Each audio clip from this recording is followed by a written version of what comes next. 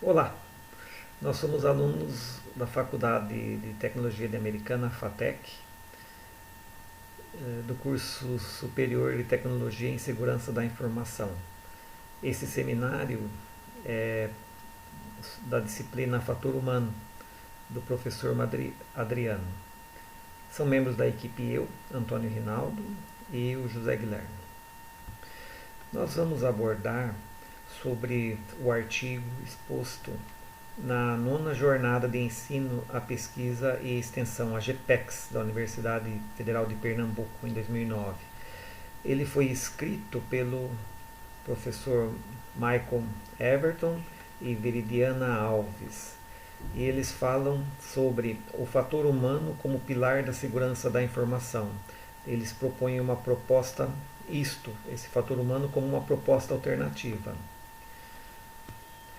Já é sabido que pela ISO 17799, pelas normas da ABNT, que são três os pilares conhecidos da segurança da informação: disponibilidade, integridade e confiabilidade.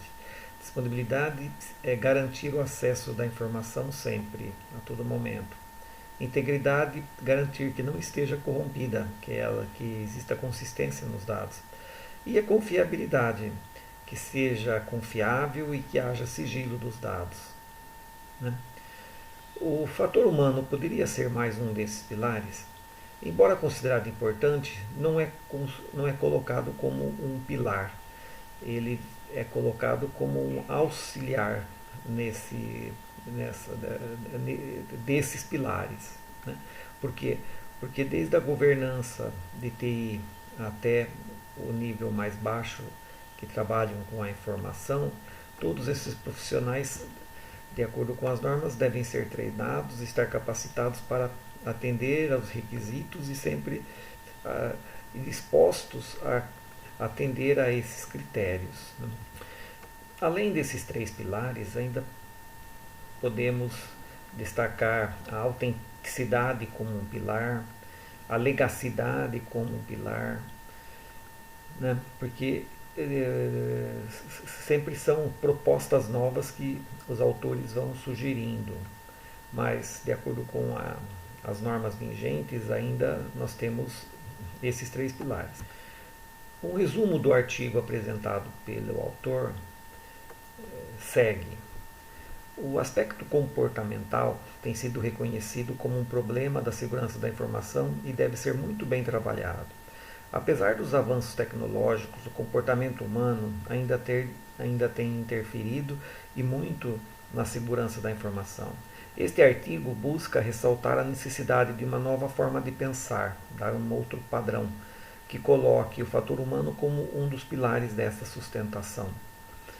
E ele argumenta que um dos grandes problemas presentes hoje na segurança diz respeito ao fator humano.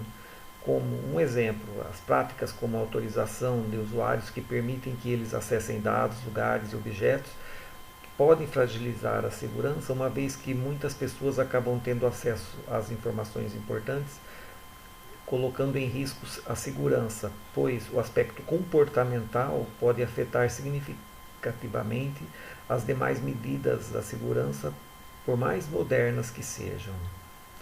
E ainda a consistência e o preparo das pessoas que diminuem com o tempo. Por isso é importante estabelecer programas de treinamento básico e avançado. É importante salientar e atentar para as condições de trabalho dos funcionários, assim como para as circunstâncias em que o sistema está implantado na empresa, pois devem ser oferecidas condições apropriadas para o funcionário, para que o mesmo esteja bem preparado, que não favoreça a um clima de insatisfação e estresse. Como dito anteriormente, as normas seguem os padrões que os funcionários têm que sempre estar assimilando. Muitas vezes esses padrões levam apenas em conta o aspecto técnico, não levam em conta o aspecto emocional do funcionário.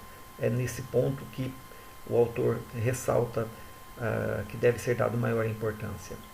As metas devem ser reais, sem uma estrutura de opressão, com perspectivas de crescimento e desenvolvimento, senão pode-se abrir espaço para criar um ambiente propício à execução de um ato ilegal e com isso colocar em risco toda a segurança na organização.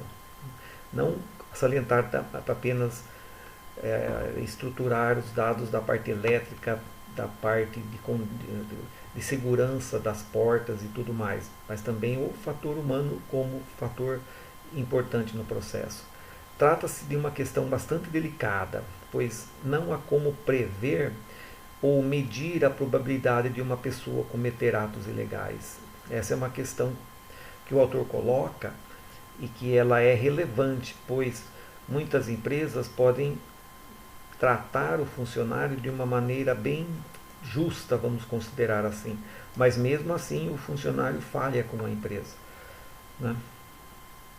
Medidas preventivas através de programas de qualidade de vida na organização que ofereça condições dignas de trabalho e de remuneração minimizam os riscos de o funcionário se envolver em atos que possam trazer prejuízos à organização, por buscar alternativas que possam lhe oferecer mais recompensas ainda do que o modo ilegal.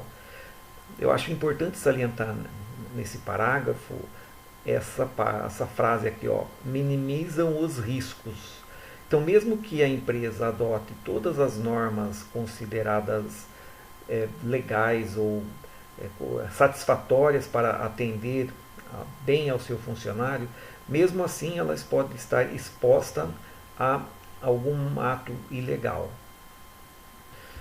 Tratar o fator humano interrelacionado aos três pilares é fundamental. Não deve ser desconsiderado o fator humano. E os aspectos que devem ser considerados tanto nesses três tópicos e considerar o fator humano integrado a esses três, podemos destacar alguns, que seria capacidade técnica. Sempre ter ciente de que todos os colaboradores estão capacitados tecnicamente para atender a função. Haver uma sensibilização comportamental. É importante que o funcionário, o colaborador, tenha um comportamento sempre adequado.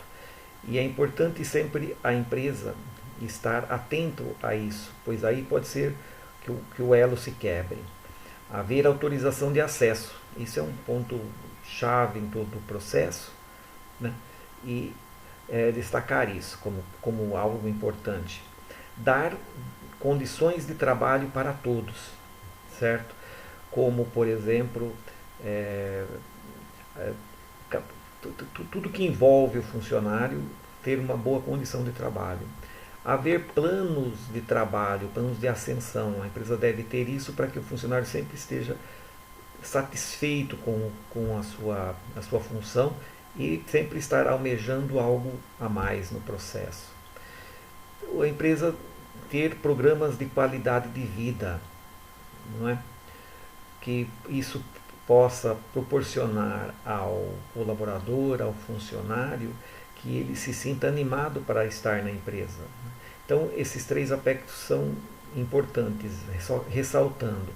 Haver uma sensibilização comportamental, haver uma condição de trabalho adequada, existir planos de trabalho e que haja programas de qualidade de vida. Então, esses são aspectos importantes que devem ser considerados no fator humano, certo? A empresa deve considerar o fator humano como política de segurança para ter mais chances de ter menos efeitos nefastos.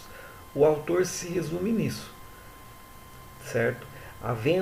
Colocando o fator humano como um pilar e ressaltando a importância desses processos, ele considera que a segurança vai estar muito mais atendida.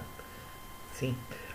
É claro que em todo o processo já podemos dizer que já está subentendido o fator humano como um dos pilares, né? Porque tudo que envolve a empresa, desde a governança até o funcionário, até o mais simples funcionário, sempre tem o fator humano envolvido. está embutido isso, mas ele considera que se o autor considera que se colocar o fator humano como um fator, como um dos pilares, vai ressaltar que se dê mais importância a esse fato, certo?